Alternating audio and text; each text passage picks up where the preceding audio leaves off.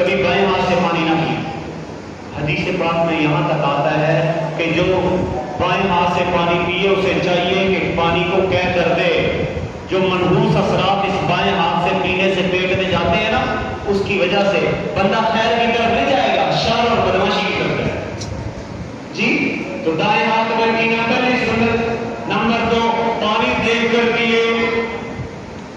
اور ایک بات کر کرو، یہ پانی ہے نا، پینا تو ویسے نہیں، وہ اسٹیل کے گلاس میں پی سکتے ہیں، پیتل کے گلاس میں پی سکتے ہیں، سارے گلاسوں میں پی سکتے ہیں. لیکن شیشے کے گلاس میں اگر کوئی اس نیت سے پیے نا کہ جناب وہ پانی دیکھ کر پینا نبی کی سنت ہے، اور پانی شیشے کے گلاس میں پینے کی وجہ سے پانی ہاتھ سے لگا.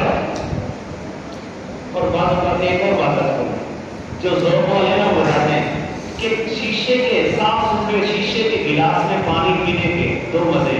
ایک پانی پینے کا مزہ ہے، دوسرا دیکھنے کا مزہ. جی پی تو آدمی نے اسٹیل کے گلاس میں بھی لینا ہے، پیتل کے گلاس میں بھی لینا ہے، جناب سلور میں بھی لیتا ہے، لیکن شیشے کا گلاس جی وہ ظاہر دیکھنے کے ایک مزہ. توجہ. اچھا دوسرا پانی کو دیکھنا سنت ہے. اب بعض اوقات آپ دوسری چیزوں کو دیکھیں نا، جو چھوٹے چھوٹے ذرات ہیں پیتل میں بھی اور اسی طرح دوسرے برتنوں میں بھی نیچے بیٹھ جاتے ہیں، تو بعض اوقات نیچے کی چیزیں نظر نہیں آتی.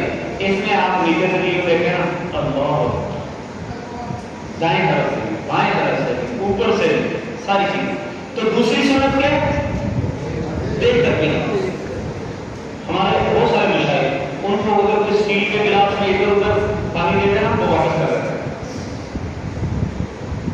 ہمارے بزرگوں میں اشرف الحق صاحب رحمۃ اللہ علیہ ہر فیملی کے خلیفہ جی، وہ جب سے شیشے کا گلاس ایجاد ہوا فرمانے لگے بھائی شیشے کے گلاس میں پانی لاؤ، وہ پیتے گے کس کی طرح سے.